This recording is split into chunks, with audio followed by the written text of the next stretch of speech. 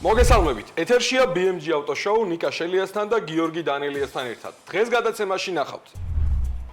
კავკასუს ბილდის ფარგლებში ბაზის ბანკის შვილობილმა კომპანია BB Leasing-მა და სამშენებლო ინდუსტრიული ავტოტექნიკის იმპორტიორმა კომპანია ავტოტექნომ მომხმარებელს განსაკუთრებული, უპრეცედენტო და მაქსიმალურად გამარტივებული პირობები შესთავაზა. დეტალები BMG Auto Show-ში.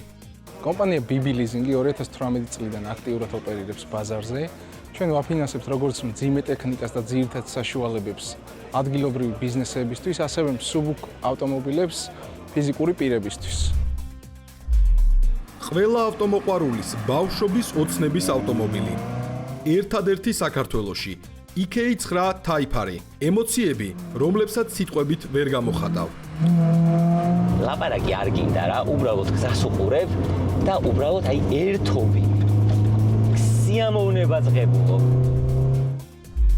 Top Speed-თან ერთად ვისაუბრებთ ჰაერის ფილტრებზე. ასევე ვნახავთ რა შედეგს მოგცემს ქარხნულ ავტომობილზე K&N-ის მაღალი გამტარობის ფილტრი. ნამდვილად უმატებს ქარხნულ ავტომობილს ჰაერის ფილტრის სიმძლავრეს, თუ ეს უბრალოდ მითია. ვისაუბრებთ ციფრებით და კონკრეტულად. რა შედეგი ანახა BMW Z4 Dyno ტესტზე. ნოდო, შენ რა მოლოდინები გქონდა და ცოტა გადააჭარბა. კი. მაგარი შედეგი არის და ძირითადად ეს სიმძლავრე იგრძნობა სხვაობა მაღალ ბრუნვზე, სადაც ჰაერის ნაკადი ყველაზე დიდია რა. ჩიტინგი ავტოსპორტში ყველაფერი რაც უნდა იცოდეთ ლანჩას შესახებ. ბრენდი რომელიც ეშმაკობით იგებდა რალის ეტაპებს.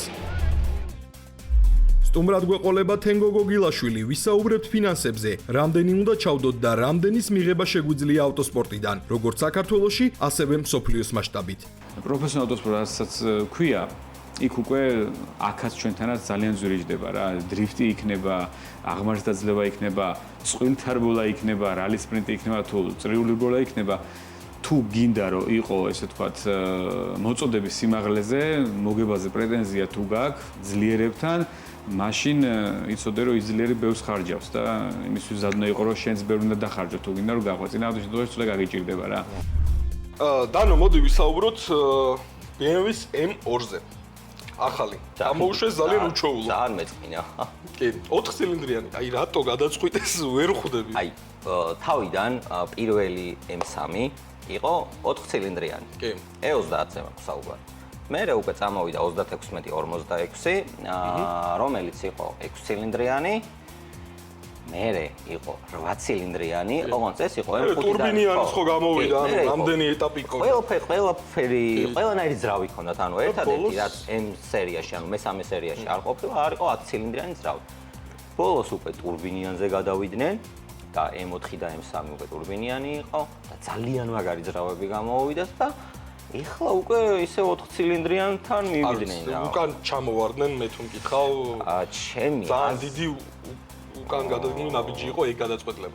არ ვიცი ხა როგორ შეიძლება გათვალეს ისე რომ აი წონიდან გამომდინარე რომ იდეალური ძრავი ყოფილიყო. ანუ ძალიან ბევრი ნიუანსია ეხლა მან რაც ჩვენ არ ვიცით და არც მაყურებელმა არ იცის, მაგრამ ძალიან საინტერესოა რა შედეგს დადებს.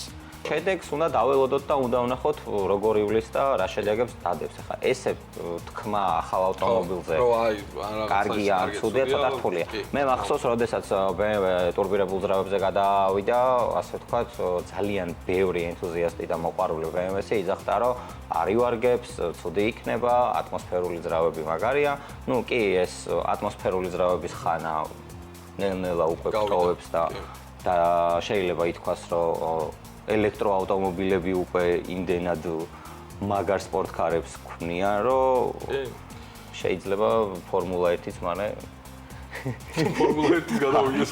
აი ყველაფერს არის მაგის ყველაფერს მოველოდები რა, იმიტომ რომ ავტოსპორტში ხო გამოუშვეს ეს სპორტი. დროთა განმავლობაში ვითარდება ყველაფერი და ანუ დრო გვაჩვენებს სად რომელი ძრავი უკეთესი იქნება, ელექტრო უკეთესი იქნება, შიდაწვის ძრავით. და ეხლა წყალბადზე ხო მუშაობდნენ აგერ და ძალიან აქტიურად იაპონელები უკვე აწვევიან იმ თემას, რომ აი წყალბადზე უნდა გამოვიდეს ავტომობილები, როცა ალბათ ამოიწურება ეს საწვავის რესურსი. ნუ შორეული პერსპექტივა ეხლა იქ არანელ-ნელა იმზადებიან წინასწარ. მე არ მინდა რომ ოდესმე ის ძრავები ასე მაგრამ საწვავთან წყალბადი უფრო ახლოს არის ბენზინთან და იცი რა, ისეთი არის მე იმ ეპოქაში დავიბადე და იმ ეპოქაში გავიზარდე, რომ აი ეს შიდაწვის ძრავი, აი ეს გროხუნა, წყალბადსაც ექნება, რატოა? რაღაცები კი, ექნება. ძალიან მიყვარს, აი ეს საწვავის სუნიც მიყვარს, ასე ვთქვათ და აი ერთადერთი ანუ სულ ვიძახი ხოლმე და ვამბობ ელექტროავტომობილს ვიყოლიებდი ყოველდღიურად ქალაქში გადაადგილებისთვის, მაგრამ ანუ ჩემი ასე ვთქვათ იმის რომ გაიგო ემოცია შემიიღო და ავტომოყვარულები ყველა ეგრეა. ტესლას მაჩვენებლები გაყიდვების კიდე დაეცა რეკორდულად მიდის და მიდის უკან. ხო, იმიტომ აი არ კატასტროფა ხდება. კი, იმიტომ რომ ჩინელები ქმნიან სასწაულ რაღაცებს. აი არ შემიძლია უბრალოდ არ ვახსენო ხოლმე ეს ყოველ ჯერზე, აი რაღაცას რო ვკითხულობ ხოლმე, ყოველი სიახლე იწება იმით, რომ იმდენი უცნაური მანქანა იყო, აი იმდენი გაჯეტები არის ჩინური ავტომობილები. ზოგი ვირუსების განგვიცაო ზოგი. აი არ სასწაული. ძალიან და ნუ ელემენტები ეგრეთ წოდებული. მან ჩემ ფავორიტი არის BYD რა, მან დავაყორე მე ყველა. აი BYD იცი რას ვთქვი კიდე? ერთადერთი ასე ვთქვათ ალბათ ჩინური წარმოებელი არის ავტომობილების, აი რომელიც ყველაზე მეტად მე სიმპათიურებ. რატო არ ვიცი, მაგრამ შეიძლება იმიტომ რომ ვიზუალურად ამსგავსებენ რაღაცით. შეიძლება იმიტომ რომ Lamborghini-ის დიზაინი გადაიბირეს და რაღაცები გააქვს. თოლია. თოლია სხვა ჯერ ძალიან საყვარელი მანქანა იყო რა. აი შეიძლება ანუ არ გამოირჩევა რაღაცა ზედმეტადო ლაქშერი ინტერიერით და ექსტერიერით და რაღაცა ძალიან კომფორტული არ არის, მაგრამ ყოველდღიურად საქმისთვის, ანუ როგორც ჩემთვის იდეალურია. და ასევე კომპანიებისთვის ძალიან მაგარი ავტომობილი არის რა. შენი აზრით, რამდენი შემთხვევა შეიძლება იყოს ავტოსაგზაო მომხდარი გაუმართავი ავტომობილების გამო? ძალიან ბევრი. აი უამრავი შემთხვევა ხდება საქართველოში, მინდა გითხრა და ის კიდე რა არის? ზოგადად ჩვენთან საქართველოში არ არსებობს ასე ვთქვათ ავტომობილის სათადარიგო ნაწილების კონტროლი. და ძალიან ბევრი უხარისხო ნაწილი შეიძლება საზღვარგარეთაც არ იყოს. ხო, ანუ ძალიან ბევრი უხარისხო ავტონაწილი შემოდის. უმეტესი ნაწილები რაც იყიდება, უმეტესი მაინც ყიდულობს მეორადს, იმიტომ რომ ახალი ნაწილები რაც შემოდის, მეორადი ურჩევნია, იმიტომ რომ უფრო ხარისხიანი. კი, უფრო ხარისხიანი არის, მაგრამ წარმოიდგინე შენ. იმას ხო თავისი რესურსი აქვს რა, ცოტა. თავისთავად ყველაფერს თავისი რესურსი აქვს, მით უმეტეს, როდესაც სავალ ნაწილზე არის საუბარი, როდესაც სამუხრუჭე ხუნძზე არის საუბარი. კი. და ანუ თუ ხო, ეგ ჩვენ მაგის ტესტით რო გავაკეთებ, რა იქნება. იცი რა არის, აი ძალიან ბევრი ასე ვთქვათ, როგორ ვთქვი, უხარისხო ნაწილი შემოდის და ძალიან გავრცელებული არის სამუხრუჭე ხუნდები. აი გქონია ალბათ შემთხვევა, რომ რაღაც სამუხრუჭე და წრიპინებს არჩევში აღარ ვარგოდა. ხო, ან ძალიან ბევრი შემთხვევა არის ესეთი, მეც მქონია სამწუხაროდ მსგავსი შემთხვევა და ცუდია რომ არ არსებობს ამის კონტროლი რა, ჩემი აზრით კონტროლდება. ეგეც ძალიან შორეული პერსპექტივაა რა, მე თუ მკითხავ და ისეთი ის არის. უნდა გაკონტროლდეს აუცილებლად. კარგი, მოდი მოვიხილოთ საქართველოში და უცხოეთში მიმდინარე მოვლენები და დაგიბრუნდებით ისევ სტუდიაში. ფლობელებს, რომელთაც ახალი მიატა უკვე შეძენილი აქვს და ახლა მხოლოდ და მხოლოდ მის მიღებას ელოდებიან, შესაძლოა ლოდინი მოსალოდნელზე მეტხანს მოუწიოთ. მასდან პარასკევს დაადასტურა, რომ მართვის მოდულის პოტენციური დეფექტის გამო 2025 წლის MX-5 როსტერის მიწოდება შეჩერებულია. გაყიდვების განახლება კი სავარაუდოდ კვირების განმავლობაში არ მოხდება. Mazda-ს გუნდი აქტიურად მუშაობს შეფერხების მაქსიმალურად სწრაფად გამოსასწორებლად. მათ კონკრეტული რიცხვები არ დაუსახელებია, თუმცა Z-Drive-ს დაუდასტურეს, რომ ახალი მოდელების ნაწილი კვლავ პორტში დარჩება, სანამ პრობლემის მოგვარება არ მოხდება. კათოლიკური სამყარო რომის პაპ ფრანცისკეს გამოემშვიდობა. პაპი, რომელიც საზოგადოებაში დიდი სიყვარულით სარგებლობდა, ანდერძის შესაბამისად მოგზალებულად დაკრძალეს. თუმცა ერთი მნიშვნელოვანი ნიუანსი, რამაც ყველას დიდი ყურადღება დაიმსახურა, დაკრძალვის ცერემონიალზე გამოყენებული ავტომობილი იყო, რომელიც სულაც არ იყო კათაფალკა და რეალურად სრული ზომის პიკაპი გახლდათ. 12 წლიანი პაპობის დროს პაპ ფრანცისკემ საჯარო გამოსვლების დროს პაპმობილის გამოყენების ტრადიციაზე უარი განაცხადა და უპირატესობას უფრო მოგზალებულ მანქანებს ანიჭებდა, როგორიცაა მაგალითად კომპაქტური მანქანები, ხოლო პაპმობილის შემთხვევაში ეს მოდიფიცირებული ჯიპი, Fiat, Hyundai ან Kia უნდა ყოფილიყო. BMW-მ თავის ერთგულ ავტომოყვარულებს ახალი სარბოლო მანქანა წარუდგინა, სახელწოდებით M2 Racing-ი. თუმცა M2 Racing-ს ერთი მნიშვნელოვანი დეტალი აკლია, რომელიც გზებისთვის ლეგალურ M2-ს აქვს. ეს დეტალი 6 ცილინდრიანი ერთრიგა ძრავაა. ამის ნაცვლად ავტომობილი ტურბოჩარჯერით 2 ლიტრიანი 4 ცილინდრიანი ძრავითაა აღჭურვილი. BMW M-ის აღმასრულებელი დირექტორი ფრანცისკუს ვანმელი BMW-ს მანქანის დაბალ საოპერაციო ხარჯებსაც დადებითად აფასებს, რადგან ისინი სერიულ ვერსიებთან საკმაოდ მიახლოებული აღმოჩნდა.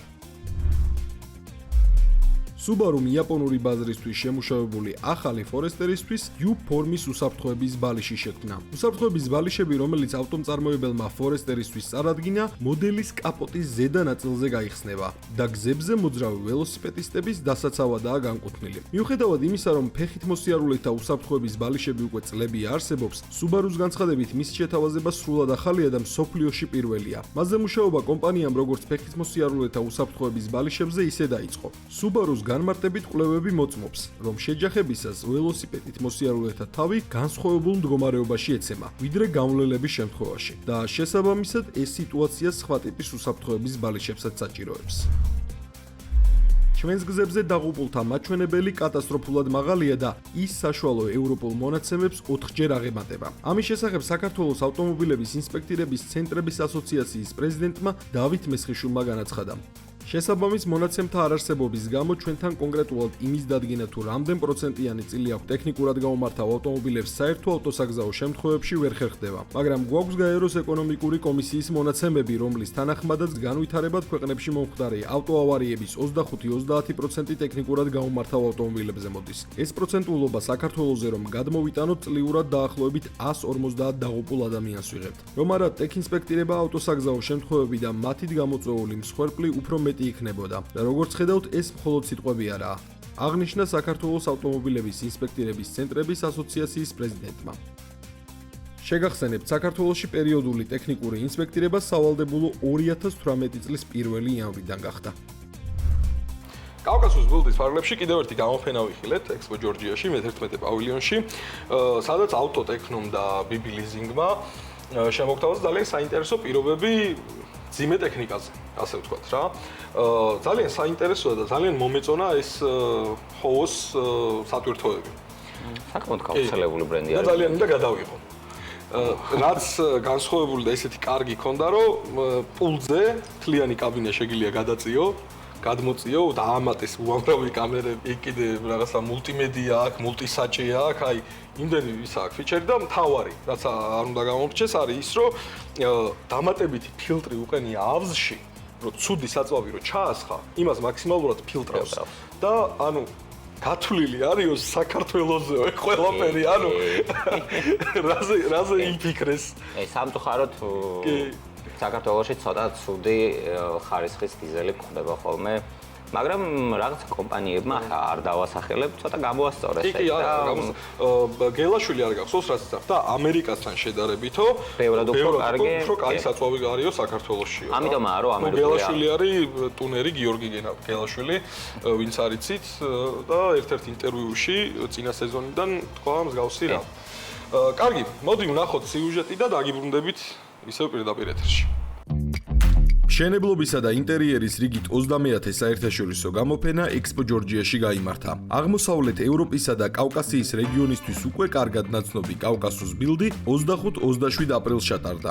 გამოფენის მსვლელობისას გაიმართა თემატური ღონისძიებები, ვორქშოპები და პანელური დისკუსიები, რომელთა ფარგლებშიც მონაწილეები უახლეს პროდუქციასა და დარგის ინოვაციებს გაეცნენ. კომპანია BB ლიზინგი 2018 წლიდან აქტიურად ოპერირებს ბაზარზე. ჩვენ ვაფინანსებთ როგორც მძიმე ტექნიკას და ძირითად საშუალებებს ადგილობრივი ბიზნესებისთვის, ასევე მსუბუქ ავტომობილებს ფიზიკური პირებისთვის. დღევანდელი გამოფენის ფარგლებში კომპანია BB ლიზინგი და კომპანია ავტოტექნო მომხმარებელს სთავაზობს საერთო შეთავაზებას, რაც გულისხმობს არა მხოლოდ დაბალ ფასს ტექნიკაზე, ასევე განსაკუთრებულ პირობას დაფინანსების კუთხით. შეთავაზება ძალაშია 1 თვის განმავლობაში და ჩვენს არსებულ და პოტენციურ მომხმარებლებს საშუალება აქვს გამოიყენოს ეს შეთავაზება და დაიფინანსოს ტექნიკა განსაკუთრებული პირობებით. 2025 წლის კავკასიის ბილდის გამოფენაზე კომპანია ავტოტექნო წარმოადგენელი არის თავისი მთავარი პროდუქტებით, როგორიც არის 6-4 სესულის ფორმულის 20 კუბიანი თვითმცრელი, ბეტონის მიქსერი 12 კუბიანი, უნივერსალური ექსკავატორ დამტვირთველი და პატარა მინი დამტვირთველი. 2025 წელს ჩვენ ბაზარს შევთავაზეთ Euro 5 ემისიის თვითმცლელები, რომელიც გამოირჩევა ეკოლოგიური ხარისხით, ნაკლებზეა საყენებს გარემოს და ასევე ბევრად რენტაბელური არის ბიზნესისთვის. კონკრეტულ ტექნიკაზე ჩვენი რეგიონიდან გამომდინარე გათვალისწინებული გვაქვს საწვავის სისტემის საკითხი. ტექნიკაზე დამატებით დაყენებული არის საწვავის დამატებითი ფილტრები, რომლებიც უზრუნველყოფს ეგრეთ წოდებულ ფრქვევანებში ბევრად უფრო სუფთა საწვავის შეფრქვევას, რაც ამცირებს იმის რისკებს, რომ ტექნიკას მიადგეს დამატებითი ზიანი საწვავის გამო. დამატებით აღნიშნულ ტექნიკაზე გვაქვს 4 ხედვის კამერა დამატებული, რაც უზრუნველყოფს იმას, რომ ტექნიკის გაბარიტებიდან გამომდინარე ნებისმიერი სირთულის ობიექტზე შეუძლია ჩვენ ტექნიკას მიდგომა. 2025 წლის მოდელებში უკვე დამატებული არის ელექტროსისტემები, მძღოლს პულტის მეშვეობით შეუძლია რომ კაბინა გადმოწიოს და არანაირი დამატებითი ზეწოლა არ განახორციელოს. პლუს ამას კაბინაში არის უკვე მულტისაჭე, დამატებით არის მონიტორი, რომელიც არის touch-ზე, აქვს Bluetooth-ი, მძღოლისთვის ესე ვთქვათ, სრული კომფორტი არის შექმნილი, რომ სამუშაო პროცესი არ იყოს რუტინული. კონკრეტული ტექნიკა და სპეციფიკაცია ბაზარზე არის უნიკალური, იქედან გამომდინარე, რომ ჩვენი პროფესიონალური გუნდი ყოველთვის მუშაობს იმაზე, რომ ეს პროდუქტი იყოს ქართულ ბაზარზე მორგებული. ამის ნათელი მაგალითი არის ხიდები, რომელიც არის გათვლილი მაღალ დატვირთვაზე და ნებისმიერ პირობებში ამ ტექნიკას შეუძლია უპრობლემოდ მუშაობა. ეს იქნება საქალაქო, საკარიერო, საგზაო თუ მსგავსი ტიპის სამუშაოები. იქედან გამომდინარე, რომ ტექნიკა სრულიად მორგებული არის ქართულ ბაზარზე, საგარანტიო პირობაც მაქსიმალურად ეცადეთ, რომ მისაღები ყოფილიყო მომხმარებლისთვის. აქედან გამომდინარე, ჩვენი საგარანტიო პირობა არის 2 წელია ნულ ლიმიტო გარბანი. Euro 5 ტექნიკა ქართული ბაზრისთვის ახალია, იმის გამო, რომ ეს რისკები მინიმალური იყოს, ჩვენო სერვისის გუნდმა უკვე გაიარა წინასწარი გადამზადება ქარხნის წარმომადგენლებთან, დამატებით 1 წლის განმავლობაში ჩვენ გვეყოლება ადგილზე უშუალოდ სინოტრაქის წარმომადგენლები, რომლებიც ნებისმიერ მომსახურებას პროფესიონალურ უმაღლეს დონეზე გაუწევენ ჩვენს მომხმარებლებს. BB ლიზინგის პორტფელის მნიშვნელოვან ნაწილს სამშენებლო ინდუსტრიული ტექნიკის ლიზინგი წარმოადგენს. ძირითადი საშუალებების ლიზინგის საშუალებას აძლევს მომხმარებელს მარტივად შეიძინოს აქტივი საკუთარი ბიზნესისთვის. დაფინანსების პროცედურა შემდეგნაირია. BB ლიზინგი შეისყიდის თქვენს მიერ შერჩეულ აქტივს და სარგებლობაში გადმოგცემთ ყოველთვიური სალიზინგო გადასახადების სანაცვლოდ. ლიზინგის ვადის ბოლოს აქტივი თქვენ საკუთრებაში დარჩება. ძირითადი საშუალებების ლიზინგი მომხმარებელს საშუალებას აძლევს მიიღოს სწრაფი დაფინანსება და ისარგებლოს მასზე მორგებული გადახდის გრაფიკით. ბიზნესებს ეძლევათ შესაძლებლობა 20-დან 35%-მდე თანამონაწილეობით, 48 თვემდე განაწილებით შეიძინონ მათთვის სასურველი აქტივი. საპროცენტო განაკვეთი კი ინდივიდუალურად განიხილება, მაქსიმალურად მომხმარებლის ინტერესების გათვალისწინებით. ტექნიკისა და ავტოლიზინგით სარგებლობა შეუძლია როგორც ფიზიკურ, ასევე იურიდიულ პირებს.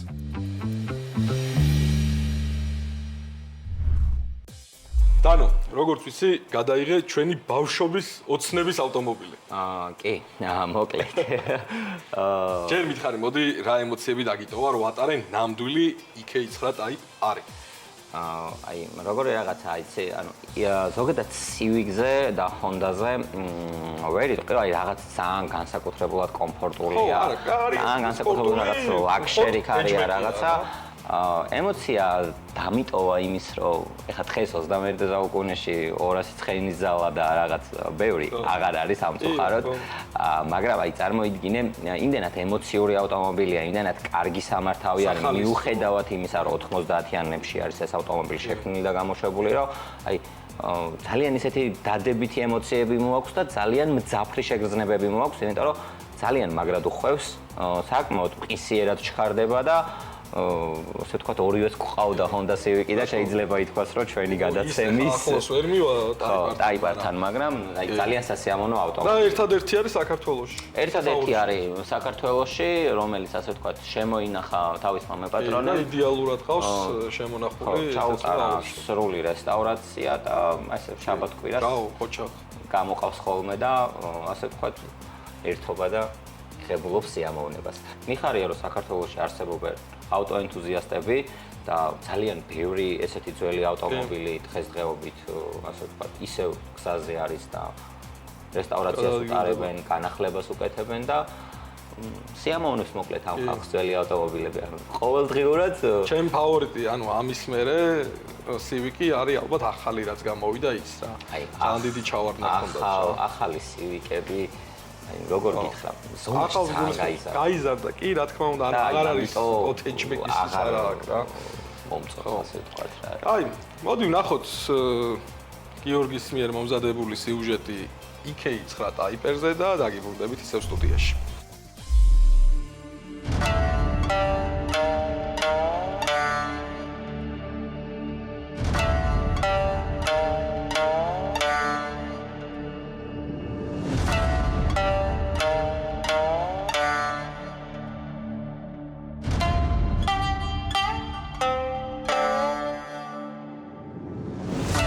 სანამ ჩვენი ოპერატორი კადრებს იღებდა გარედან, აი ყველა რაკურსიდან შევხედე ამ მანქანას და კიდევ და კიდევ უფრო ვწმუნდები, რომ Honda 2000 წლებამდე რა ავტომობილებიც გამოუშვა, რაოდენ სამწუხაროც არ უნდა იყოს, დღეს ისეთ ავტომობილებს ვეღარ უშვებს.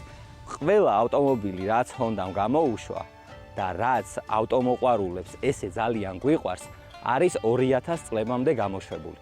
2000 წლების შემდეგ ქონდა ჩავარდნა და აი ვითომ ბოლოში რაღაცები გამოასწორეს, მაგრამ სიმართლე გითხრათ, ანუ მთელი ხიბლი დაკარგა ამ ავტომობილებმა, იმიტომ რომ ძალიან გაიბერა, ასე ვთქვათ და ზომებში საკმაოდ დიდი ავტომობილები გახდნენ უკვე.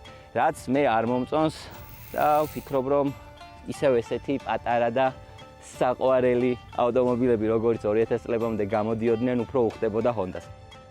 ბევრი რო აღარ ვილაპარაკო, წარმოგიდგენთ საქართველოში ერთადერთ IK9 ტაიპერს.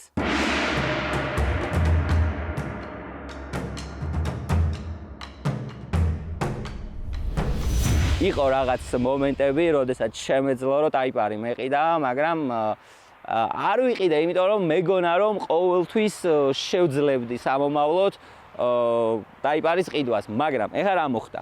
არავინ არ მოველოდებოდით და ძალიან ესე უცებ ამ ავტომობილის ფასებმა მიაღწია მაქსიმალურ ნიშნულს და მე ვფიქრობ, რომ კიდევ და კიდევ უფრო გაიზრდება ამ ავტომობილის ფასები ნელ-ნელა და ალბათ დაახლოებით 1-5 წელში აღარ ეღირება რაც დღეს დაახლოებით 20-30 $3000 ღირს და პლუს ემატება ის, რომ დღესდღეობით ამ ავტომობილის საქართველოში შემოყვანა შეუძლებელი არის და მე ვფიქრობ, რომ დაახლოებით 5-6 წელში ეს ავტომობილი კიდევ და კიდევ უფრო გაძვირდება და ჩვეულებრივი base ვერსიებიც, როგორებიც არის 1 და 4, 1 და 5, 1 და 6 D სერიები ცალვალიანები, ისინიც ნელ-ნელა გადაშენდებიან, როგორც დინოზავრები გადაშენდნენ თავის დროზე. მსოფლიოს მასშტაბით ამ ავტომობილზე უამრავი სახეობის ტუნინგი არსებობს, როგორც ვიზუალურად, ასევე არსებობს კოლოფის ტუნინგი, არსებობს რავის ტუნინგი, intake-ი, გამშვების სისტემა, უკანა ეგრეთ წოდებული ბაჩოკი, აი ყველაფერი არსებობს. არსებობს სავარძლები, აი საერთოდ იმდენი სახეობის ნაწილი არის ამ ავტომობილზე, რომ აი სადამდეც ფანტაზია გაყვება, იქამდე შეგიძლია რომ აკეთო და ეს არასდროს არ მორჩება. თუ Honda Civic-ი გყავს და Honda Civic-ის პროექტი დაიწყე, აი შეეგუე იმას, რომ ეს არ მრთავდება. კარგი, მოდი ახლა გადავიდეთ რითი განვასხვავებთ ჩვეულებრივი Civic-ისგან. ეს არის დისკები, რომელიც ჩვეულებრივ Civic-ს არ მოყვება და ეგრეთ წოდებული 5 ბოლტიანი გადახრეთ. ანუ ჩვეულებრივ Civic-ებზე აქ 1 ბოლტი გვაკლია და არის 4 ბოლტიანი.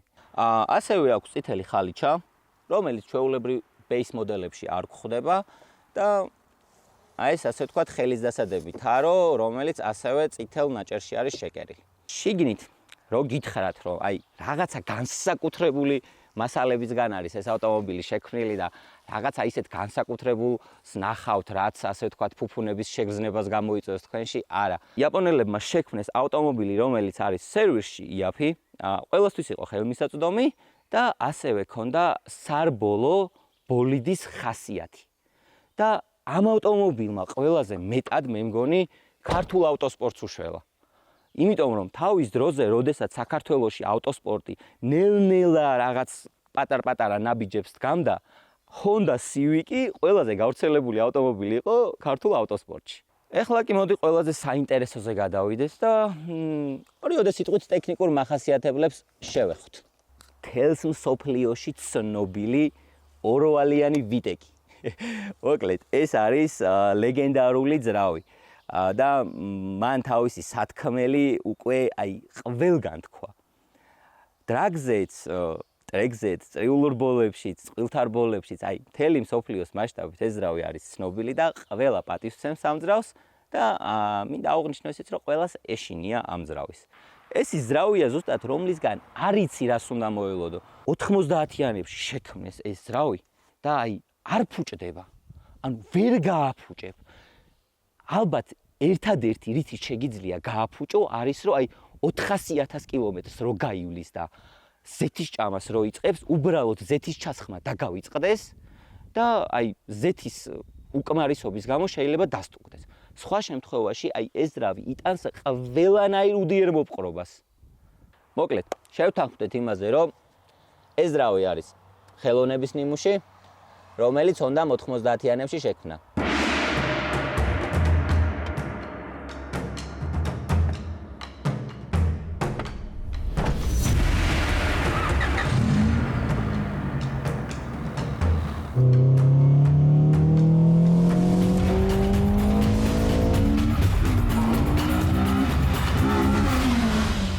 გადმოვინაცვლეთ ინტერიერში. რო გითხრათ, რომ აქ სიჩუმეა, სიწყნარეა, გარედან შემოსული ხმა არ მაწუხებს და ასე შემდეგ მოგატყუებთ. ყველაფერს გრძნობ რა, გარედან შემოსულ ხმას, ძრავის ხმას, კენჭს რო გადაუვლი, იმასაც კი ვგრძნობ. ეს გრძნობა ზოგადად გეუფლება მაშინ, როდესაც სპორტულად გამზადებულ ავტომობილში ზიხარ. კი ეს ქარხნული ავტომობილია და ყველაფერი ქარხნული აყენია ამ ავტომობილზე. დაწყებული დაკიდების სისტემით, დამთავრებული ყველა ბოლტით და ყველა ჭანჭიკით. ყველაფერი ქარხნულია, მაგრამ აი ამ ქარხნულ ავტომობილს აი ეს შეგრძნება აქვს და აი ეს მომწონს ყველაზე მეტად იკეიცხრაში.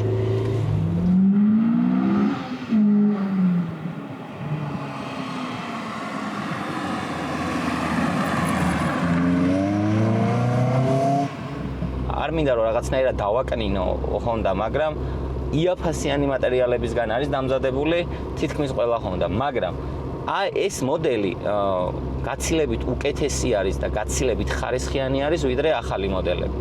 ამაში ალბათ დამეთანხმებიან Honda-ის პატრონებიც, რომ ნამდვილად ესეა, ეს ტორპედო რბილია, ესეც რბილია, ესეც ეს რბილი არ არის. გატყუებთ ახლა, არ არის ეს რბილი და ყველაზე ესეთი ხშირი პრობლემა არის. კიდე აი ეს ტყდება ხოლმე რა და თითქმის ყველა სერვისს გატეხილებს. ახლა აქ მთელია, იმიტომ რომ როგორც თქვი, საკმაოდ ისეთი მოვლილი ავტომობილია და სერვისი აქვს ყველანაირი, ყველაფრის ჩატარებული.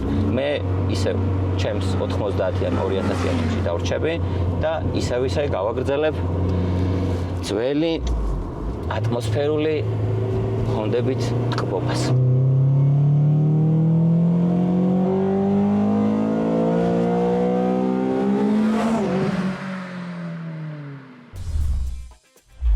ძალიან საინტერესო ტესტი ჩავატარეთ და ბევრი ელოდება დარწმუნებული ვარ ამ ტესტს. კი, საკმაოდ გაოცებული ვარ, მინდა გითხრა. KNN-ზე ვისაუბრებ და შენც ისაუბრებ საკმარისად თვითონ სიუჟეტში, ზუსტი კონკრეტული ცხენისძალა არ დავასახელოთ, მაგრამ მითხარი, ელოდებოდი თუ არა? იცი რა, არ ველოდებოდი ამ კონკრეტულ ცხენისძალებს, ასე ვთქვათ, იმიტომ რომ საკმაოდ ბევრი გამოვიდა რა. კი. თუ გავითვალისწინებთ იმას, რომ ეს ავტომობილი არის ტურბირებული ავტომობილი, და თუ გავითვალისწინებთ. არის ქარხნულ მდგომარეობაში, არაფერი გაკეთებული არ არის, შემშვები, გამშვები, ეგრეთ წოდებული სტეიჯები. კატალიზატორიდან დაწყებული ყველაფერი ამ ავტომობილს ქარხნული აქვს უბრალოდ. ავტომობილს ჰქონდა გარბენი 100.000, არის, ასე ვთქვათ, ადეკვატური BMW-ს მფლობელის ხელში და ყველანაირი სერვისი უტარდებოდა თავის დროზე. შესაბამისად, ავტომობილმა დაწერა ის შედეგი, რაც უნდა დაეწერა. არა, დაწერა ქარხნულ მაჩვენებელს გულის და ქარხნული მაჩვენებელი. ხო, ძალიან დიდი სხვაობა რაც უნდა გქონოდა, ასე ვთქვათ და შემდეგ უკვე, ფილტრი როდესაც შევცვალეთ, ფილტრმა გვაჩვენა ის შედეგი, რაც რეალურად უნდა დაეწერა თურმე და არავინ არ ველოდით არავინ არ ველოდით ნაკლები რა. იცი რა ხდება ხოლმე, საქართველოში როდესაც აყენებენ ხოლმე სავარაუდოდ მსგავს ფილტრებს და რაღაცებს, ხო? ავტომობილებს იმდენად რაღაც პატარა პრობლემები აქვს ხოლმე, რომ შეიძლება თავის პოტენციალს ბოლომდე ვერ მოდი იმასაც ვიტყვი, რომ ანუ ეს კონკრეტული ტესტი ახლა გაკეთებულია 3-დან 0 ტურბინირებულ ძრავაზე. სხვაობას, რასაც სიუჟეტში ნახავთ, შეიძლება სიტყვაზე უფრო დაბალ კუპატურაზე შედარებით ცოტა იყოს, მაღალზე უფრო მეტი ან რა თქმა უნდა. ხო, ინდივიდუალურია მანქანის მიხედვით, მაგრამ დაახლოებით ანუ შუალედური რაც ვნახეთ, არის მე მგონი საუკეთესო შედეგი რა. კაი, მოდი ვნახოთ Top Speed-თან ერთად მომზადებული ძალიან საინტერესო რუბრიკა და დაგიბრუნდებით ისევ სტუდიაში. მოგესალმებით. დღეს ვიმყოფებით Top Speed-ის შოურუმში და ვისაუბრებთ ავტომობილის ჰაერის ფილტრებზე. როგორც მოგეხსენებათ, Top Speed არის ამერიკული ბრენდის Candian-ის ოფიციალური წარმომადგენელი საქართველოში. აქ გვაქვს მოცემული Candian-ის პროდუქცია. დღეს ასევე გვექნება ძალიან საინტერესო ტესტი. ვნახოთ რა შედეგს მოგცემს რეალურ ტესტში Candian-ის ფილტრი. და რისთვის არის ზოგადად ჰაერის ფილტრი და რა დანიშნულება აქვს ავტომობილში ჰაერის ფილტრს. Candian-ი არის ამერიკული კომპანია, დაახლოებით 40 წლის არის 1979 წელს დაარსდა. და ყველაზე საინტერესო ის არის, რომ ეს კომპანია დაარსა ორმა მეგობარმა, რომლებიც იყვნენ მოტომრბოლელები. თავდაპირველად ყიდიდნენ მოტოციკლეთის ნაწილებს, მაგრამ შემდეგ უკვე დაიწყეს ჰაერის ფილტრების წარმოება. და მინდა ვთქვა, რომ ძალიან მაგარი ბრენდი გამოვიდათ და ძალიან მაგარ პროდუქციას ქმნის დღესდღეობით Candian-ი. მთელი, ასე ვთქვათ, ცოტა ჟარგონულად ვიტყვი, მუღამი ამ ფილტრის არის ის, რომ ამ ფილტრის ჩადება შეგვიძლია ქარხნული ფილტრის კორპუსში. ანუ ჩვენ შეგვიძლია ჩვენი ქარხნული ავტომობილიდან ამოვიღოთ ქაღალდის ფილტრი და პირდაპირ ჩავდოთ Candian-ის ფილტრი. ეს ძალიან პრაქტიკული არის და არ მოითხოვს ზედმეტ გადაკეთებებს. ფილტრი არის ცვეთადი ნაწილი და ისვრება ხოლმე. იმიტომ რომ ავტომობილი როგორც ადამიანი სუნთქავს და როდესაც ჰაერიდან მოხვედრილი ჭუჭყი შედის ავტომობილის ფილტრში, ასე ვთქვათ, ჭუჭყიანდება და დროთა განმავლობაში გამოუსადეგარი ხდება. Candian-ს აქვს ძალიან მაგარი თვისება. Candian-ის ფილტრი შეგვიძლია გავრეცხოთ ძალიან ბევრჯერ და ასე ვთქვათ, ერთჯერადი გამოყენების არ არის. ეს ფილტრი იმდენი ხანი იქნება, სანამ ეს ავტომობილი გეყოლებათ. მაგრამ ყველაფერს ხო თავისი წესი აქვს ზოგადად და ქართველებს საკმაოდ ისეთი ცუდი ჩვევები გვაქვს და არც ასე ვთქვათ, Candian-ის ფილტრის მოვლა არის ამაში გამონაკლისი. არის ხოლმე შემთხვევა, რომ ამ ფილტრს რეცხავენ ეგრეთ წოდებული ჭურჭლის სარეცხი ჟელეთი, რაც არ შეიძლება, იმიტომ რომ ამ ფილტრს მოყვება თავისი სარეცხის საშუალება. პირველ რიგში ვისაუბროთ ამაზე. ეს არის საწმენდი სპრეი. როდესაც ჭუჭყიან ფილტრს ამოვიღებთ, უნდა დავაცხათ ეს სპრეი და დაახლოებით 10 წუთი უნდა გავაჩეროთ. შემდეგ არ არის აუცილებელი, რომ ასე ვთქვათ, წყლის ჭავლი მივასხათ ან რაღაცა დიდი ნაკადი, რათა ფილტრის დაზიანება არ მოხდეს. ანუ ჩვეულებრივი გამდინარე წყლით უნდა გავრეცხოთ, ცოტა ხანი უნდა ვაცადოთ, რომ გაშრეს და შემდეგ უნდა წაუსვათ ეს ზეთი, რომელიც იცავს, ასე ვთქვათ, მტვრის ნაწილაკებისგან. ეს ადგილები მთლიანად უნდა იყოს ამ ზეთში, ასე ვთქვათ, ანუ გარეცხვის შემდეგ უნდა დავამუშაოთ ამ ზეთით და აქ არ უნდა გამოგჩნდეს, ანუ მთლიანად უნდა შეივსოს. ვიდეოს დასაწყისში ვთქვი, რომ თქვენთვის საინტერესო ტესტი მაქვს თქო. ხო და ეხლა წავიდეთ GT Performance-ში, სადაც რა თქმა უნდა ეხა BMW-ს დავაყენებთ დაინოზე, ჯერ გავტესტავთ ქარხნული ფილტრით, შემდეგ კი ქარხნულ ყუთშივე ჩავდეთ Candian-ის ფილტრს და ვნახავთ რა სხვაობას მოგცემს ქარხნულ ფილტრთან შედარებით Candian-ის ფილტრი. გადმოვინაცვლეთ GT Performance-ში. მადლობა მინდა მოუხადო პირველ რიგში GT Performance, რომ დაგვითმო დავის დაინო სტენდი. დღეს ჩვენთან არის ნოდო, GT Performance-ის ტუნერი. ნოდო, როგორ ახარ? კარგად თავად. მეც არ ამიშავს. მოკლედ, ეხლა მე გკითხავ, რა მოლოდინები გაქვს შენ? ამ შენი აზრით, რა შედეგს მოგცემს ქარხნული ფილტრის შეცვლა სპორტული Candian-ის ფილტრით? ნუ მანამდე ვისაუბრეთ მე და შენ, ანუ დიდი მოლოდინის სიმართლე გითხრა არ გვაქვს, იმიტომ რომ ქარხნულია მანქანა, ეს რო იყოს სიტყვაზე გაკეთებული, ანუ მაღალ წნევაზე და რაღაცაზე, იქ უკვე ქარხნული ფილტრის შეზღუდვა დიდი იქნებოდა და დიდ როლს ითამაშებდა Candian-ის მაღალგამტარიანი ფილტრი. თუმცა მიუხედავად ამისა, აქაც უნდა გქონდეს დადებითი შედეგი. რამდენად ურჩევდი მომხმარებლებს Candian-ის ფილტრს და რა გამოცდილება გაქვს? ძირითადად, როცა ტიუნინგზე ვიყვანთ მანქანას, 80%-ში ალბათ ურჩევთ, როცა ქარხნული შემშვების სისტემა არის, რომ Candian-ის ჰაერის ფილტრი იყოს. მოდი ახლა ვნახოთ რა შედეგს დადებს ჩვენი Candian-ის ფილტრი.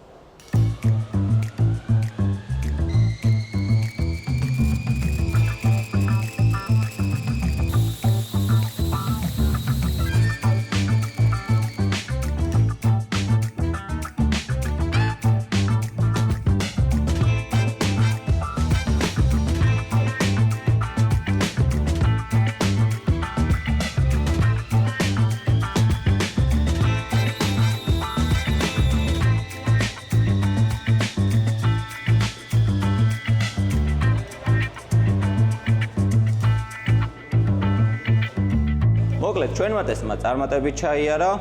ნოდო, შენ რა მოლოდინები გქონდა და ცოტა გადააჭარბა ჩემს. ცოტა გადააჭარბა, კი. სადღაც 15 ცხენი. 15 ცხენი გამოვიდა დაახლოებით ძრავზე. ნუ მაგარი შედეგი არის და ძირითადად სიმძლავრე იგრძნობა სხვაობა მაღალ ბრუნზე, სადაც ჰაერის ნაკადი ყველაზე დიდია რა. მოკლედ, KNDN-მა გამოცდა წარმატებით ჩააბარა. ვისაც სურვილი გაქვთ რომ გატესტოთ, შეგიძლიათ. მობრძანდეთ GT Performance-ში, დააყენოთ დინოზე და თავადაც დარწმუნდეთ რომ ნამდვილად იძლევა იმ შედეგს, რაც დღეს ამ ფილტრმა აქ დაწერა. მოკლედ, ტესტი ყველამ ნახეთ. სიმართლე გითხრათ, მეც გაოცებული ვარ, იმიტომ რომ 15 ცხენი მხოლოდ და მხოლოდ ჰაერის ფილტრის შეცვლით დამერწმუნებით რომ ძალიან მაგარი შედეგია. იმედი მაქვს რომ ვიდეო მოგეწონათ და შემდეგში კიდევ უფრო საინტერესო ტესტს მოვიფიქრებთ და კიდევ უფრო საინტერესო ვიდეოს შემოგთავაზებთ TopSpeed-თან ერთად. დროებით. დღეს ძალიან საინტერესო თემა გვაქვს არჩეული. ჩიტინგი, ოღონდ ამ შემთხვევაში მარტო ლანჩაზე გვაქვს გაკეთებული. სანამ რალიში მოვიდოდნენ, ანუ ჭირდებოდა 400 ავტომობილი. რომ გასაყიდი რაც იქნებოდა, რომ გაეშვათ რა გაყიდვაში. ხო და ეხლა რა ქნის, რა ძალიან საინტერესო ისტორიაა, რომ 200 ავტომობილი ყავდათ მარტო და ეს 200 ავტომობილი დააყენეს ერთ სადგომზე. მივიდა კომისია ამოწმებს ამ 200 მანქანას რაღაცა ათვალიერებენ ეს და მეორე 200 არ აყავთ და ეუბნებიან ეს რაღაც სხვა სადგომზე ყავსო ქალაქის ბოლოშიო და ეხლა გავიდეთო ცოტა ჭამოთო დავლიოთო რაღაცაო ესე და მე გადავიდეთო თქვენ მოისვენებთო ცოტას ესე როგორც კი წავიდნენ 200 კაცი მივიდა 200 კაცი მივიდა ჩაჯდა წაიყვანეს ეს 200 მანქანა მეორე სადგომზე და ესენი კაი ნაჭამ ნასვამები გადაიყვანეს მე მეორე სადგომზე დაათვალიერები ესე შევიდა რალიში ლანჩა და მე იქ უკვე ისეთი რაღაცები აკეთეს და იმდენი მოიტყუეს და იმდენი იაფერისტეს აი არ ვიცი შოკი იყო სრული მე პირადად როცა მოვისმინე და სიუჟეტს რო აკეთე ჩვენთანაც ხდება ხოლმე საქართველოში მსგავსი რაღაცეები ჩვენს პატარა ჩემპიონატებში მინდა გითხრა კი ყველგან ხდება აუ ვინც ცოტა ახლოსა ვართ ავტოსპორტთან იმათ ამ თემაზე ჩვენ ძალიან საინტერესო სტუმარი ყავს თენგო გოგელაშვილი ვინც არ იცის საქართველოს მრავალგზის ჩემპიონი არის ასევე ავტოჟურნალისტია და და მე განვავრცობთ ჩიტინგზეც ვისაუბრეთ, ასე რომ დაგველოდეთ ძალიან საინტერესო საუბარი გველის წინ. კაი, მანამდე მოდი სიუჟეტი ნახოთ და მე უკვე სტუმართან ერთად დაგიბრუნდებით. ეს დელტა ჯერაც არ შემოწმებიათ. ქაღალდი ჯერ კიდევ ინარჩუნებს ფორმას. გიყოფა, დილამდე უნდა გაიაროს ინსპექცია, მერე გადაიტან სადგომზე. ნამდვილი დელტა უკვე მზადაა.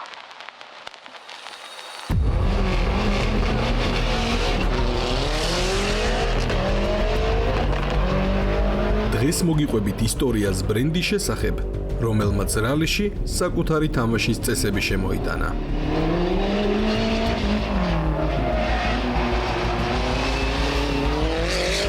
1987 წელი იყო.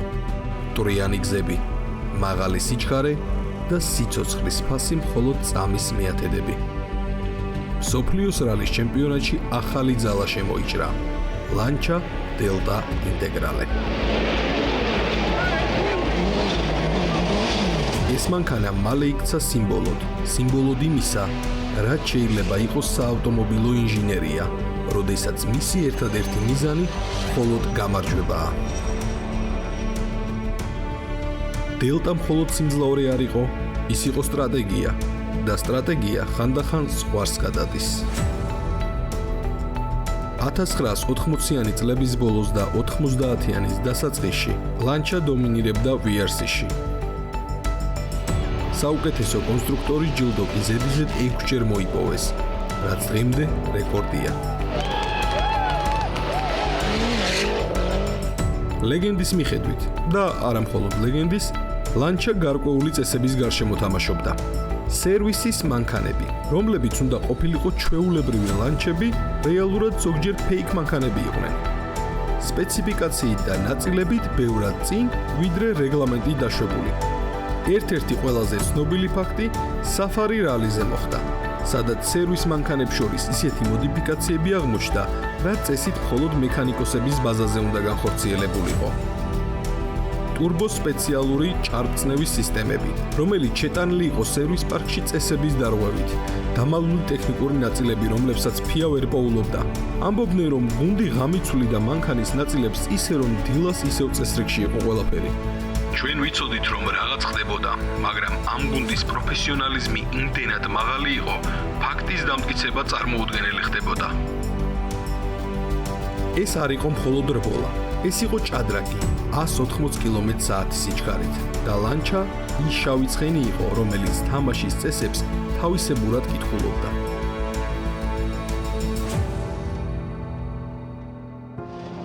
ლეგენდა, რომელსაც ბევრი მხოლოდ ჩურჩული ტყვებოდა, რეალურად მოხდა. საბჭოთა სადაზვერვო ფილმის სცენარს უფრო ჰგავდა, ვიდრე სპორტულ რეალობას. FIA-ს ტექნიკური კომისია ბანაკში ჩადის. ეს იმას ნიშნავს, რომ ყველა მანქანამ უნდა გაიაროს სერიული ინსპექტირება. შასი, უსაფრთხოების გაჯეტები, კარკასი, ყველაფერი უნდა იყოს FIA-ს რეგლამენტის ფარგლებში. სიბნელეში, მანქანების სერვის ზონის მეორე მხარეს დგას რამდენიმე მანქანა, შეღებილი როგორც სხვა დელტა ინტეგრალები, მაგრამ შიგნით მხოლოდ ქაღალდი სტრუქტურა, სუბუქი, ფორმალურად უსაფრთხოების კარკასი გვხვდებოდა, მაგრამ რეალურად ვერცერთ შეჯახებას ვერ გაუძლებდა. ინსპექტირების დროს გუნდი ჩუმად მოქმედებს. როდესაც ფედერაციის წარმომადგენლები ტესტ მანქანებს ამოწმებდნენ, ნამდვილი საბრძოლო მანქანები მძღოლებისთვის უკვე სხვა ადგილზე იყო გადაყვანილი. იქ ფარულად ღამე ტესტებს გადიოდნენ რეალური ტურბოს მახასიათებლებით, ხისტი უსაფრთხოების კარკასით, მოდიფიცირებული სუსპენზიით და დამალული ელექტრონიკით. სხვანაირად რომ თქვათ, ინსპექტირებას გადიოდა ერთი მანქანა, ხოლო რბოლაში გამოდიოდა მეორე. ჩვენ გვქონდა უსაფრთხოების კარკასი, მაგრამ ისინი ხის ან ქაღალდისგან იყო გაკეთებული, მხოლოდ ფორმის შესანარჩუნებლად. მანქანების გადაცვლა ხდებოდა. ღამით სხვადასხვა ლოკაციებზე ფორმალურად სერვის ზონიდან გამოსულ მანქანას გზაში ცვლიდნენ. ვინკოდები ან იმიტირებული იყო, ან ტექნიკურად გადაკეთებული ისე, რომ ძნელად შესამჩნევი ყოფილიყო განსხვავება. ჩვენ ვამოწმებდით მანქანას და ვხედავდით კარკას, რომელიც თითქოს კარგად იყო შედუღებული, მაგრამ შეხებისთანავე ხვდებოდი, რომ ფურცელი ან ალუმინის მილები იყო და არა რეალური უსაფრთხოების კარკასი. მათი მოქმედებების შემდეგ FIA-მ დაიწყო რეგლამენტის გამკაცრება. ტექნიკური კონტროლი უფრო მკაცრი გახდა და ეგრეთ წოდებული ხვრელები დაიხურა. მაგრამ უკვე გვიანი იყო. დელტა ინტეგრალე ისტორიაში შევიდა როგორც არამხოლოდ გამარჯვებული მანქანა, არამედ მანქანა, რომელმაც წესებს თავზე გადაუარა. ეს ავტომობილი იყო სიმბოლო იმისა, როგორ შეიძლება მანქანა არამხოლოდ გზაზე, არამედ წესებს მიღმაც შეუჩერებელი იყოს. ის იყო სიმბოლო ეპოქის, როცა გამარჯვებისთვის ყველაფერი დასაშვები იყო და ის ფეიქ მანქანებიც სწორედ ამ შავლაკად დარჩა ლეგენდაში.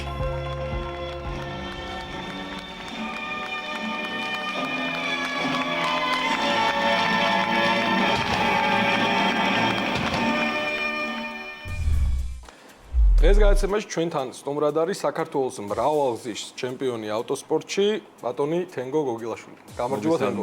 მოგესალმებით. კარგად. თქვენ როგორ ხართ? ჩვენც კარგად ავართ. მოკლედ, როგორც ვიცი, რაღაც ახალი სიახლე გაქვს. ახალი ავტომობილი იყიდე, რომელსაც ამზადებ და სანამ რაღაცებზე ვისაუბრებდეთ, აი მოგვიყევი რა ავტომობილია და გასუპირებას ერთხელ. მოკლედ, ბევრისთვის ცოტა უჩვეულო იყო ეს გადაწყვეტილება, რატომღაც BMW-ს მოყვარულის იაღლი მაქვს ხოლმე მიკრული, მაგრამ ნუ ასე არ არის. ყველა სპორტული მანქანა მიყვარს, არ აქვს მნიშვნელობა ამ წარმოებელს და როგორც ჩემს საქმეს ჭირდება, ისე ვიქცევი ხოლმე, ესე ვთქვათ. ბოლო რამოდენიმე წელია, 5 წელი ალბათ უკვე სულ BMW-ით დავდივარ და ეხლა უკვე გადავწყვიტე, რომ 4x4-ზე ავტომობილი მეყიდა, Subaru Impreza STI ვიყიდე. ძალიან დიდხანს ველოდე მაგ ავტომობილს და ეხლა უკვე მზადების პროცესში, ესე ვთქვათ და ემზადება საქართველოს ჩემპიონატებისთვის. ყველა დისციპლინაში ვაპირებ მონაწილეობის მიღებას, ეს იქნება რალი სპრინტი, წყვილთარბოლა, აღმართის დაძლევა და ნუ სხვა კიდე თუ რამე ესეთი შეჯიბრები იყო, სადაც მაგ-მანქანის დაშვება შესაძლებელია, ყველგან უნდა მიიღო მონაწილეობა და მზადების ეიფორიაში ვარ, ესე ვთქვათ. თენგო ასევე არის ავტოჟურნალისტი და Crystal Auto Cheese პორტალის რედაქტორი.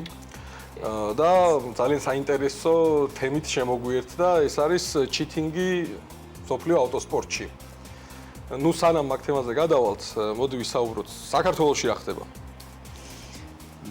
მოკლედ მაინც და მაინც მე ჩიტინგზე რატო ამიშედა ვიცი, მაგრამ არ არის. ყველაზე მეტი გამოცდილება რა ხარ შეიძლება ასე ვთქვათ.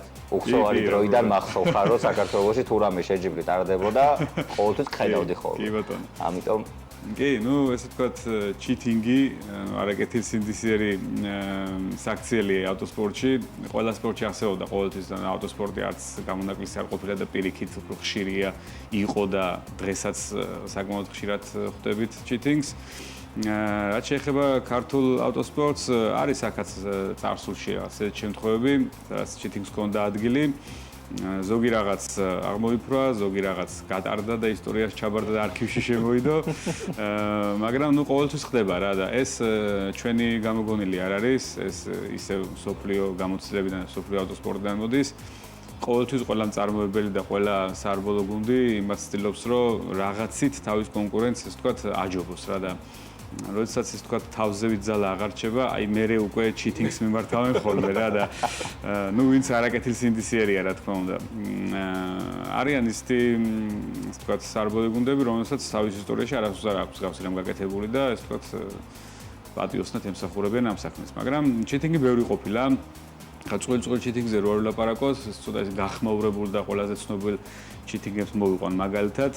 რალის ჩიტინგებიდან რო დავიწყო, პირველი ეს თქვათ, რაც მახსენდება, ეს ლიანჩას ჩიტინგია, როდესაც გრუპა B იყო ესე თქვათ, ესეთი დისციპლინა, ყველაზე ეს თქვათ იერარქიულად მაღალი დონე იყო ავტოსპორტის და ძალიან დიდი ის თქვათ პოპულარობით სარგებლობდა ეს დისციპლინა და შესაბამისად ავტომობილების დაყოფა მაინც და მაინც ტექნიკურად ეს თქვათ მსგავსები არ იყვნენ იქ ავტომობილები. ზოგი უკანა წამყვანი იყო, ზოგი 4-4-ზე იყო, ზოგი ატმოსფერული ძრავით იყო, ზოგი ტურბინიანი ძრავით იყო და რაღაც ეს თქვათ დისბალანსი მეტად იყო უფრო რა, ვიდრე თანამედროვე ავტოსპორტშია.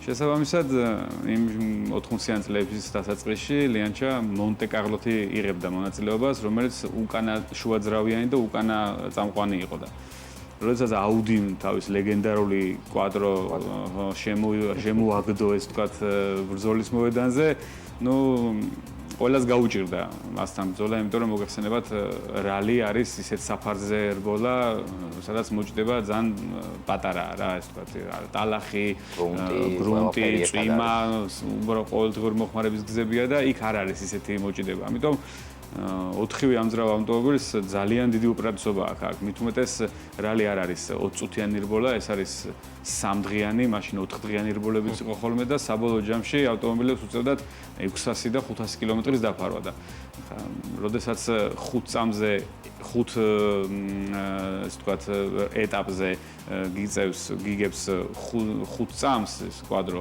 წარმოიდგინეთ 600 კილომეტრზე რამეს მოიჭრავს. ხო, ცოტა სიგიჟეს ემსგავსებოდა ეს თქვათ ეს პაიკრობა და ლიანჩამ ეს რაღაც მოიფიქრა, რომ აბა რით შეიძლებოდა ესე ვთქვათ манипуляция გაეძია თავის ავტომობილით და დუგებში გამოიყენა, ანუ ალუმინის დეტალი რა. ნუ ეხა უსაფრთხოების კარკასი ეგრეთ წოდებული დუგები, ყველა ვიცით რომ ალუმინის არ უნდა იყოს, ალუმინი რბილია და თავის საქმეს ვერ აკეთებს და ადამიანის უსაფრთხოებაზეა ლაპარაკი რა და ასე რომ ეგეც კი გაწირა, ესე ვთქვათ, თავის მკვლელებიც კი გაწირეს, კი ხოთაშორის და წონის შემსუბუქების მიზნით, ეს ვთქვათ, ეს ჩიტინგიც გამოიყენეს, ასევე რალის დაწყების წინ არსებობს ესეთი დახურული არეალი, რომელსაც ქვია დახურული პარკი, თვითონ სიტყვა მიგვანიშნებს, რომ დახურული პარკი იმიტომ არის, რომ აქ აღარ აქვს უკუპლება, იქ შეყვანილ ავტომობილს, რაიმე ტექნიკური ცვლილება მოხდეს მასზე, ან სხვა რაღაც, ეს ვთქვათ, სხვა რამე შეიცვალოს რა და ღამის განმავლობაში, ეს ვთქვათ, ლიანჩას არაერთხელ ჰქონდა მცდელობა წარმატებული სიტუაციის, რომ ტურბოც კი შეცვალეს და ასე შემდეგ. თუმცა ეს მაშინ 80-იან წლებში ეს ყველაფერი ეს ვთქვათ, ყალიბდებოდა რა, რაღაც პიკთან მიდიოდა ახლოს და ცოტა ეს ბიუროკრატიული თემები არ იყო ეს ბოლომდე მზად ამ ყველაფრისთვის. შესაბამისად, მაშინ ეს რაღაცები იპარებოდა. დღეს ეხა თანამედროვე რალის ჩემპიონატში, სოფლიო რალის ჩემპიონატში. მსგავსი რამ წარმოუდგენელია, რომ დახურულ პრაქტიკაში ვიღაცამ რაღაც ან სურათს ვერ გადაუღებ იქ ავტომობილს, არათუ იქ ტექნიკოსი მივიდეს და ტურბო შეცვალოს და ასე შემდეგ, ხო და დაიხვეწა ეს ყველაფერი და აი ზუსტად ამ გამოცდილებიდან გამომდინარე რა. შემდეგი არის ის, რომ უკვე ცოტა შემდეგ ათწლეულში რო გადავიდეთ 90-იან წლებში Toyota დომინირებდა დასაწყისში WRC-ში Toyota Celica-ი, კი, კარლოს საინსი ჩემპიონი გახდა, იუჰა კანკუნენი ჩემპიონი გახდა, კონსტრუქტორთა თასის ჩემპიონი გახდა Toyota და თუ კი რამის მოგება შეიძლებოდა, ყველაფერი მოიგეს აბსოლუტურად. თუმცა ესე ვთქვათ, ინჟინერებმა ძალიან ჭკვიანური სვლა გააკეთეს, იმდენად ჭკვიანური, რომ დაახლოებით მთელი სეზონის განმავლობაში ტექნიკურ კომისრები ვერც კი მიხვდნენ რაში იყო საქმე. ავტომობილი აშკარად დომინირებდა, მაშინ უკვე ასე ვთქვათ, ავტომობილები ასე თუ ისე გათანაბრებულები იყვნენ ძალაში, წონაში და რაღაც რეგლამენტი არსებობდა და ყველა რეგლამენტის ჩარჩოშიდან მოქცეული იყო, თუმცა Toyota აშკარად ჩქარი იყო. რა თქმა უნდა, Toyota-ს სათქმელი ის ჰქონდა, რომ სოფლიოში საუკეთესო პილოტები ყავდა, იუჰა კანკუნენი, კარლოს საინსი, დიდი ორიოლი და ჩქარები იყვნენ და იგებენ ესე ვთქვათ, მაგრამ როგორც ეს ვთქვათ, სეზონის ბოლოს აღმოჩნდა ძალიან ეს ვთქვათ, ჭკვიანური ინჟინერული რაღაც ქონდათ გაკეთებული თვითონ ტექნიკოსებს, რაც შემდეგ რაღაცას გულისხმობდა, რომ ტურბო ყველამ ვიცით, ეს ვთქვათ, ზედმეტი წნევით, ზედმეტ ჟანგბადი შეაქვს კამერაში რა, რაც ერთიორად აორმაგებს მანქანის მონაცემებს და სიჩქარეს. და იქ იყო ეს თუ წესი იყო, რომ ყველა ავტომობილს უნდა ქონოდა 300 ცხენის ძალა. რა თქმა უნდა, ეს ავტომობილების ძალა ისინჯებოდა, შეჯიბრამდე, შეჯიბრის მერეც და Toyota გადიოდა, ასე ვთქვათ, ამ ტესტს რა. შეჯიბრის წინაც ავტომობილს 300 ცხენის ძალა ქონდა, შეჯიბრის მერეც 300 ცხენის ძალა ქონდა და ამიტომ ძალიან ჩიხში შევიდა ეს საქმე, იმიტომ რომ ვერ გაიგეს როგორ, აკმაყოფილებს მანქანა უბრალოდ აშკარად ჩქარი. მაგრამ დიდი კვლევების მერე აღმოჩნდა, რომ პატარა რესტრიქტორი ჰქონდა ტურბოში გაკეთებული, რომელიც ესე ვთქვათ, უჩინარი იყო ჭყალებში და რომელსაც ესე გარედან არაფერი არ ამჩნეოდა, უბრალოდ ავტომობილს სვლაში შეეძლო ტურბოს წნევის გაზრდა იმ დონემდე, რომ მომენტალურად 50 ცხენის ძალით მეტი ჰქონდა ავტომობილს. როგორც მორჩებოდა ეს ყველაფერი, ისევ 300 ცხენის ძალა ჰქონდა. ხა წარმოიდგინეთ თანაბარ მანქანებში 500 კილომეტრიან რალიზე 50 ცხენის ძალით მეტი რო გაქვს და საუკეთესო პილოტი რო გიზის საჭესთან, იქ უკვე მოგების შანსი სხვა აღარ აქვს. ზუსტად ეს იყო Toyota-ს საიდუმლო და ჩიტინგი რა და ეს რაც შეეხება დიდ ამბებს. ფორმულა 1-ს უნდა ვთქვათ აუცილებლად, იმიტომ რომ ფორმულა 1 ძალიან ცნობილია ჩიტინგით, ჩემი აზრით უფრო ცნობილია ჩეთერობით ვიდრე რალი. პირველი რაც მახსენდება, ეს არის მიხაელ შუმახერის დასაწყისი კარიერა, როდესაც ბენეტონში მოვიდა, საკმაოდ ახალგაზრდა იყო, ძალიან ჩქარი იყო, ძალიან კონკურენტუნარიანი იყო, აირტონ სენას თან პირდაპირ მოუწია, ეს ვთქვათ, პაექრობა და ტოლს არუდებდა. თუმცა რამოდენიმე ხნის მერე გაირკვა, რომ მის ბენეტონს ჰქონდა ეგრეთ წოდებული ლანჩ კონტროლი, ანუ სისტემა, რომელიც სტარტს, ეს ვთქვათ, აადვილებდა და ყველაზე ოპტიმალურს სცდა. ფორმულა 1-ში ახლა მანქანა პელეტონზე რო 22 მანქანა დგას, იქ სტარტის გაკეთებას ძალიან დიდი მნიშვნელობა აქვს, იმიტომ რომ სტარტში შეიძლება 5 პოზიცია მოიგო, პირველი დადგე და მერე ვერც ვეღარ დაგეწიოს რა. ამიტომ ხშირად სტარტი მოგებას წყვიტავს ხოლმე. ამიტომ ესეთი ინოვაციური ტექნოლოგია ჰქონდათ, შემუშავებული ჰქონდათ ინჟინერებს და ეს გამოიყენეს, მაგრამ ეს საქმე დღემდე ცოტა ბუნდოვანია რა. ძველ ვიდეოებსაც რო უყუროთ, გრან პრის ვიდეოებს რო უყუროთ, იქაც ჩანს, რომ ყველა რო თეთრი ბოლით იზრდება, ბენეტონი ძალიან ასე ვთქვათ, ჩუმად, წყნარად და სწრაფად მიიღებს, ხო, რა ქვია, სიჩქარეს. ასე რომ იქაც არსებობს ეს რაღაცები, ასევე იქ იყო კიდე სპოილერების, ეგ დღეს ახალი ამბებიც არის, რომ სპოილერების რაღაც განლაგება, დახრილობა, იქ ყველაფერს თავის წესი აქვს რა და საკმარისია იქ ეს ვთქვათ, სპოილერის რაღაც ზომა ან სიგანე გაზარდო 3 სანტიმეტრით და დამწოლი ძალა ისე ეზღდება ფორმულას, რომ სხვა მანქანებს უკვე ავტომატურად ჯაბნის, ასე რომ ეს ყველაფერი დღესდღეობით მხოლოდ ეს ყველაფერი ძალიან კონტროლდება და თითქმის აღარ არსებობს ხერხი, რომ რაღაც ხრელი ნახო და გვერდი აუარო წესებს ჩუმად და არაკეთეს ინდისიერად. ძალიან დაიხვეწა ეს ყველაფერი, ადრე არ იყო ეს, მაგრამ თანამედროვე ავტოსპორტში შეიძლება ითქვას, რომ თითქმის 0-ის დონემდეა დასული ჩიტინგი, თუმცა ცდილობები მაინც არის. მე მახსოვს ლანჩამ არისო, მარილი რო დაუყარა აუდის. კი, იმას რაღაც მოხდა, კი ბატონო, რალის ეტაპი, სადაც თოვლიანი გზა იყო, შვედეთის რალი იყო, მონტე-კარლოში იყო კიდე ძალიან დიდი თოვლი და აქ კიდე ერთი-ორად ურთულდებოდა კვადროსთან უკანა წამყვანს და თავის ეს თქვათ სტაფი გაგზავნეს ჩუმად ზევით ალპებში, რომ იქ რაღაც სადაც თოვლიანი ის იყო და მოყინული მარილს ყრიდნენ ეს რა. კიბოიდეს ეგ ეტაპი ხო? კი, და იქ მეტად ეჭიდებოდა. ასე რომ ეს კურიოზული ჩიტინგებიც არის ბევრი. თენგო, ფინანსებზე რო ვისაუბროთ. აი საქართველო და უცხოეთი რო შევადაროთ. ავტოსპორტს ვინც დადის. საქართველოში როგორც ის რაღაც გრანდიოზული პრიზები არ გვაქვს. ისეთი რომ სიტყვაზე ხარჯი გასავალი უფრო მეტია, ვიდრე შემოსავალი. ფაქტიურად არ არის საქართველოში. კი, ხარჯები ზოგადად ავტოსპორტი ცოტა ესეთი ჩაკეტილი სივრცის მიმდინარეობაა, ასე ვამბობ ხოლმე, იმიტომ რომ არ არის ეს საყოველთაო სპორტი, როგორც ფეხბურთი, ან ის ცოტა ესეთი ვიწრო პროფილიანი სპორტია რა, ყველასთვის არაა ესე ვთქვათ და შესაბამისად ადამიანის უყურებლობას ყველას თქვათ ცოტა არასწორი წარმოდგენა აქვს ხოლმე ავტოსპორტზე, მის მიმდინარეობაზე, მის ბიუჯეტზე, მის სირთულეებზე. უბრალო ადამიანისთვის ერთ შეხედვით არის რა, ავტომობილში ზიხარ და ჩქარა დადიხარ. სინამდვილეში ესე არ არის რა. ამას სჭირდება კოლოსალური გონებრივი რესურსი, ძალიან დიდი შრომა, წვალება, ფიზიკური მომზადება ძალიან დიდი. და ასე ვთქვათ, მენტალური სპორტი უფროა ეს, ვიდრე ფიზიკური რაღაც სპორტი, ასე რომ გაცილებით რთულია. შესაბამისად, შეუძლია ყველას ამ სპორტით ესე ვთქვათ დაკავდეს რა და ძალიან გაუგებარია ხოლმე კიდევ ასე ვთქვათ ფინანსები, აი რატომ უნდა ჭირდებოდეს ბევრი ფინანსები. ავტოსპორტს რო ფინანსები ჭირდება, მას ფინანსები, რა ვიცი, ძალიან ცოტა სპორტი შეიძლება გავიხსენოთ, თუმცა შეიძლება იგივენაირი ფინანსები ჭირდებოდეს, იმიტომ რომ აქ არის ტექნიკაზე ლაპარაკი.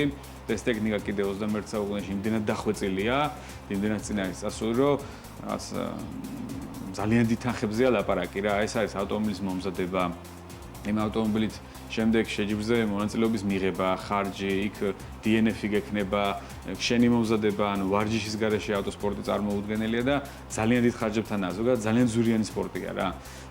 ამიტომ საქართველოშიც ესეა.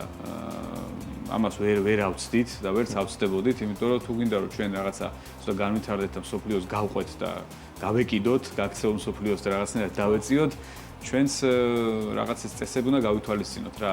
ამიტომ იყო პერიოდი რაღაც ბევრი 10-ული წლის უნდა, როდესაც საქართველოში ავტოსპორტი მაინც და მაინც ეხლა რაღაც წარმოუდგენელ თანხებზე არ იყო ასული, მაგრამ დღესდღეობით ვართ ისეთ ასე ვთქვათ მდგომარეობაში, რომ აღარც საქართველოში აღარ არის იაფი ავტოსპორტი რა. ეს რა თქმა უნდა მე ავტოსპორტს გულისხმობ პროფესიონალ ავტოსპორტს და სამოყორო დონეზე შეიძლება რაღაც დეილი მანქანა ყავდეს და ხო, ქალაქში მიხვიდე მოხვიდე რაღაც სამოყორო წუთარბურაზე გამოხვიდე და ანუ ეს დიდ თანხებთან არ არის ასოციაცია არ აქვს ამას დიდ თანხებთან, მაგრამ პროფესიონალ ავტოსპორტსაც ქვია იქ უკვე აქაც ჩვენთანაც ძალიან ზურიჯდება რა, დრიფტი იქნება, აღმართი დაძლევა იქნება, წყვილთარბოლა იქნება, რალი სპრინტი იქნება თუ წრიული გოლა იქნება.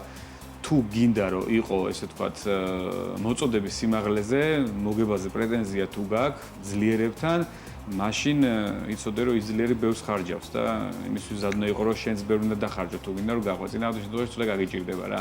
მაგრამ რა თქმა უნდა ეხლა თანხების დისბალანსი ხშირად არის ხოლმე, ვიღაცას მეტი აქვს, ვიღაცას ნაკლები აქვს, მაგრამ რაღაცით უნდა დააკომპენსირო, უნდა იშრომო ბევრი და რაღაც უნდა დააკომპენსირო, სხვანაირად არ გამოდის. საზღვარგარეთ როგორ არის ეს ამ იქ უფრო მარტივია შედარებით ალბათ სპონსორის მოძიება. ბევრი ბენეფიტი აქვს საზღვარგარეთ, ასე ვთქვათ, მონაწილეობას, საზღვარგარეთ ავტოსპორტ ზოგადად, იმიტომ რომ იქ ზოგადად ცხოვრების ხარისხი ცოტა მაღალია, შესაბამისად დანაზღაურებაც ყველას უფრო მაღალი აქვს. შესაბამისად ყველაფერზე ხელმისაწვდომია ავტომობილისთვის. ეხლა წარმოვიდგინეთ, მაგალითი რომ მოვიყვანო, რაღაც გჭირდება სპორტული გადაცემა და კოლოფი შენ მანქანაზე, რომელიც გიწყვიტავს რა, ასე ვთქვათ, შენს კარიერაში რაღაც ეტაპებს რა. აი, ქართველს უჯდება ის ყველაფერი ორჯერ და სამჯერ ძვირი, იმიტომ რომ ჩვენ ქვეყანაში, ჩვენ რეგიონში ეგ არის გამორიცხული, რომ ეგ სადმე ვინმე აკეთებდეს, ამაზე ჯერ ვერც კი ოცნებობ სამწუხაროდ. და იქ ანუ ევროპაში, ამერიკაში ეს არანაირ პრობლემას არ წარმოადგენს. იქ რამოდენიმე ვერ აარჩევ, იმდენი მომწოდებელი არსებობს ამ ყველაფერს რა და შესაბამისად ის 12000 евро, რომელიც მე უნდა დამიჯდეს, იმიტომ რომ აქედან ვყიდულობ ყველაფერს და 12000 евро უნდა დამიჯდეს, სიტყვაზე მომფ ამ თანხას, ხო? ეს პირობითია. იმისთვის არის 6000 евро და იმისთვის 6000 евро გაცილებით ნაკლებია, ვიდრე ჩემთვის 6000 евро რა. მე მგონი სწორედ გიხსნით, რომ აი ეს განსხვავება არის რა. ამიტომ ჩვენთვის უფრო რთულია. და ხშირ შემთხვევაში ჩვენ უფრო ძვირი გვიჯდება აი ამ ყველაფრის გამო, რომ მიუწვდომელია ჩვენთვის ეს თქვათ ეს ყველაფერი, ვიდრე ევროპელებს, ამერიკელებს და სხვა ქვეყნების წარმომადგენლებს რა. თენგო. ძალიან დიდი მადლობა. არა, მადლობა თქვენ მოწვევისთვის. ბევრ პოდიუმებს გისურვებთ, წარმატებებს და ბევრ მოგებას ველოდებით. მოკლედ, გულშემატკივრობთ. წარმატებები უსურვებთ. ასევე თქვენს წარმატებები BMG Autos. მადლობა ძალიან დიდი. მადლობა ძალიან დიდი. დღეისათვის სულ ეს იყო. მომავალ შეხვედრამდე.